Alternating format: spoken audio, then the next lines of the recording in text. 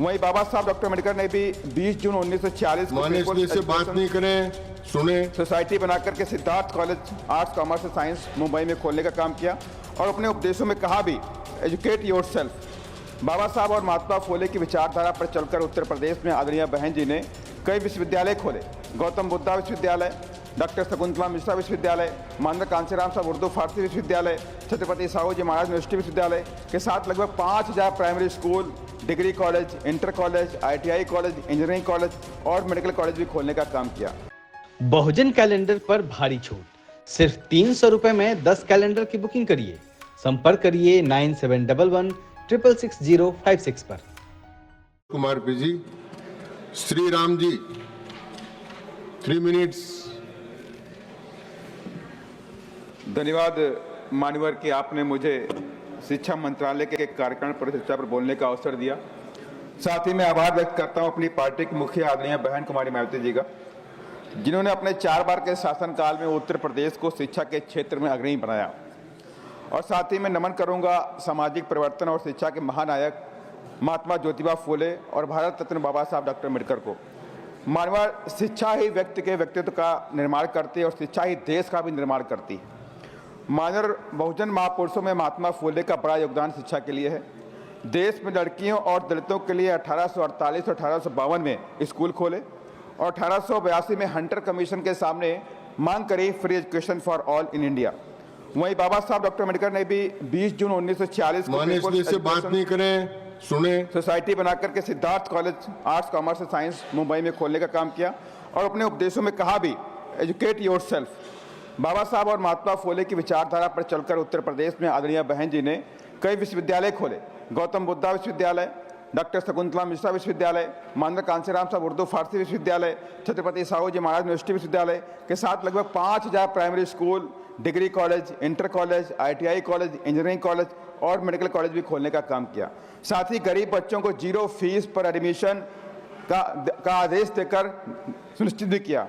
आज तक देश में उत्तर प्रदेश पहला राज्य बना जहां पर 0 फीस पर एडमिशन गरीब बच्चों को दिए गए।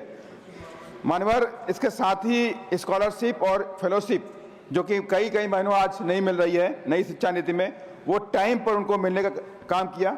यहाँ तक कि बच्चों की शिक्षा के प्रोत्साहित करने के लिए माता सावित्रीबाई फुले शिक्षा मदद योजना शुरू किया। लाखों बच्चियों को साइकिल और 25,000 रुपये का चेक दिया ताकि बच्चियाँ 10th और 12th की शिक्षा को ग्रहण कर सकें।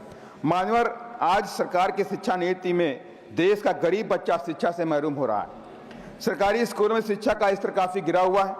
शिक्षक स्कूल जाते ही नहीं, सिर्फ सैलरी लेने जाते हैं। अभी हाल ही में एक न्यूज़ आई कि मध्य प्रदेश की शिक्षिका विदेश में रह रही थी, लेकिन उस सैलरी ले रही थी अपने सरकारी डिपार्टमेंट से।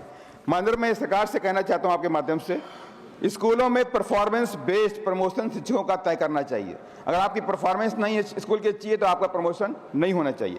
क्योंकि अभी हाल ही में आपने देखा भी मानवर कि दूसरी तरफ प्राइवेट स्कूल भी देखिए, प्राइवेट स्कूलों में भी फीस इतनी बढ़ी हुई है कि गरीब आदमी, मिडिल फैमिली प्राइवेट स्कूलों की फीस अफोर्ड नहीं कर सकता। अगर कर भी लिया तो उनके कोर्सेस इतने ज़्यादा कॉस्टली होते हैं, महंगे होते हैं कि वो बच्चे सोच भी नहीं सकते कि अपने स्कूल में पढ़ाने की बात करें। महोदय मानवर, आपके देश के अंदर हम बात कर रहे हैं 1 नेशन 1 इलेक्शन होना चाहिए। बात हमने ये भी कर ली कि 1 नेशन 1 टैक्स भी हो गया, अच्छी बात है, लेकिन इसी देश के अंदर 1 नेशन 1 एजुकेशन सिस्टम क्यों नहीं हो सकता? अमीरों की बच्चों की एजुकेशन अलग होगी, गरीबों की बच्चों की एजुकेशन अलग नहीं हो सकती। ये देश भारत जो संविधान चलता है, इस पर भी सरकार को विचार करना चाहिए। साथ ही मैं लास्ट में खत्म कर रहा हूँ, मौखिक परीक्षा और वाइवा से पूरी तरह से खत्म करनी चाहिए, क्योंकि इसमें तमाम द्रोणाचार पद्धति के टीचर लोग दलितों, पिछड़ों, आदिवासी बच्चों के साथ में अन्यायपूर्ण दुर्भाव करते हैं। IIT, IIM, मेडिकल कॉलेजेस के अंदर संस्थानों के अंदर गरीब बच्चों की शिक्षा फ्री कर देनी चाहिए ताकि इनके बच्चे पढ़ाई पूरी कर सकें, क्योंकि तमाम SC, ST, OBC के बच्चों को शिक्षा से महरूम होना पड़ रहा है। राइट टू एजुकेशन, अभी हमारे कई साथियों ने बोला, बस 30 सेकंड। राइट टू एजुकेशन को सरकार को कड़ाई से पालन करना चाहिए ताकि देश में गरीबों के बच्चे भी वहां पढ़ सकें। देश में पॉपुलेशन के हिसाब से स्कूल, कॉलेज, यूनिवर्सिटी भी खोलने की जरूरत है। मानवर, मैं लास्ट में एक बात और कहूंगा, ऑनलाइन एजुकेशन का चलन चल रहा है, लेकिन ऑनलाइन एजुकेशन भी बच्चों के लिए बहुत खतरा है, कि बच्चे ऑनलाइन बहुत सारी वो चीजें देख लेते हैं जो उनको उस उम्र में नहीं देखना चाहिए। इसको भी देख के सरकार को कोई ना कोई पॉलिसी बनानी चाहिए।